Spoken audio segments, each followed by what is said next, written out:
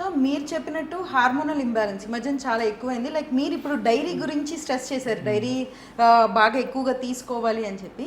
But hormonal imbalance ఎక్కువ అవుతుంది. Like అంటే నేను చూసిన వీడియోలు బట్టి కొంచెం త్వరగానే మెచ్యూర్ అవ్వడం పిల్లలు ఇవన్నీ జరుగుతున్నాయి ఎగ్స్ అండ్ మిల్క్ అడల్ట్రేషన్ వల్ల అని విన్నాను. సో ఇది నిజమేనా? Like how to choose? True అమ్మా. నేనేం చేస్తానో చెప్తా. Right, okay. నేను ఒక రైతులు ఉంటారు కదా, కష్టపడి నేను రైతు దగ్గరికి వెళ్ళి వాళ్ళని బతిమాడి I get milk for my home. అది చాలా ఇంపార్టెంట్ అమ్మా. ఈ ప్యాకెట్లో దొరికే పాలు కరెక్ట్ పాలు కాదు. ఓకే, యాక్చువల్లీ నేను చెప్పుకుంటా పోతే అసలు మనం ఏం తినం, ఏం తాగం యాక్చువల్లీ. సో అన్నీ చెప్పడం కష్టం. కానీ ఒకటి ఎస్, డెఫినెట్లీ పాలలో ప్రాబ్లం ఉంది, హార్మోనల్ ఉంది. సో రైతులు కూడా ఒకటి ఏం ఆలోచించాలంటే ఇంజెక్షన్స్ ఇవ్వకూడదు. న్యాచురల్గా వచ్చే ఎంత పాలు వస్తుందో అదే పాలు మనం వాడాలా. అనవసరంగా ఇంజెక్షన్స్ ఇచ్చి వాటిని అది ఎగుమతి ఎక్కువ చేయడానికి మనం ఇంజెక్షన్ ఇచ్చేసి మనం అది చేయడం తప్పు. పాలు పెరుగు దగ్గర అయితే పెరుగు బెటర్ అమ్మ. పాల కంటే కూడా మీరు పెరుగు తీసుకుంటే ఇట్ హ్యాస్ ఎ బెటర్. రైస్లో చాలా రకాలు వచ్చినాయి. మీరు బ్రౌన్ రైస్ వద్దని చెప్పారు, రెడ్ రైస్, బ్లాక్ రైస్, ఇట్లా చాలా చాలా పేర్లు పెట్టి అమ్ముతున్నారు. సో డూ యూ సజెస్ట్ మనం వైట్ రైస్ తినడం కంటే రెడ్ రైస్, బ్లాక్ రైస్ లాంటివి తినడం మంచిదని చెప్తారా? అమ్మ, ప్రతి వ్యక్తి వారి వారి కులాచారం, ప్రాంతాచారం, మతాచారం ప్రకారం తింటే బెటర్ అమ్మ. మన తాతలు, ముత్తాతలు, మీ తాత, మీ ముత్తాత ఏం తిన్నాడో అది తింటే మనకు మంచిది.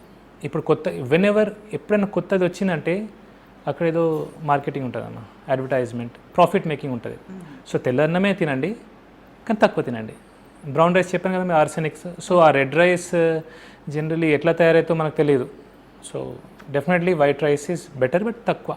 సో అలానే క్యాన్సర్ గురించి మాట్లాడుకున్నప్పుడు కీటోజెనిక్ డైట్ గురించి మీరు బాగా మాట్లాడారు. లైక్ మీ ప్రీవియస్ వీడియో ఒకటి చూసాను నేను.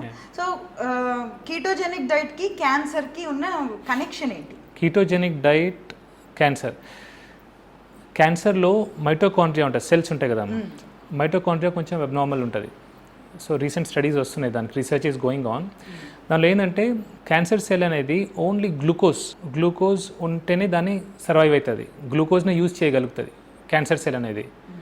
కీటోజెనిక్ డైట్లో మనం ఏం చేస్తాం, కీటోసిస్లోకి వెళ్ళిపోతాం, కీటోన్ బాడీస్ ఉంటుంది. సో హెల్తీ సెల్ అనేది కీటోన్ బాడీస్ని వాడుకుంటుంది, సర్వైవ్ అవుతుంది.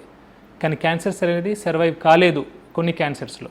సో అందుకే కీటోజెనిక్ డైట్ కొన్ని క్యాన్సర్స్లో హెల్ప్ఫుల్ ఉంటుంది.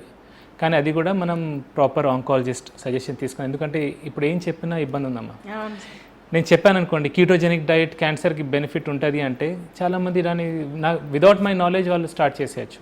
సో అది తప్పు. సో కీటోజెనిక్ డైట్ బెనిఫిట్ ఉంది, రీసెర్చ్. ఎందుకంటే అమ్మా మునిగిపోయేటోడికి చిన్న సహాయం ఉన్నా మంచి ఫీల్ అవుతారు అట్లా. సో ఇదొక ఆప్షన్ ఉంది.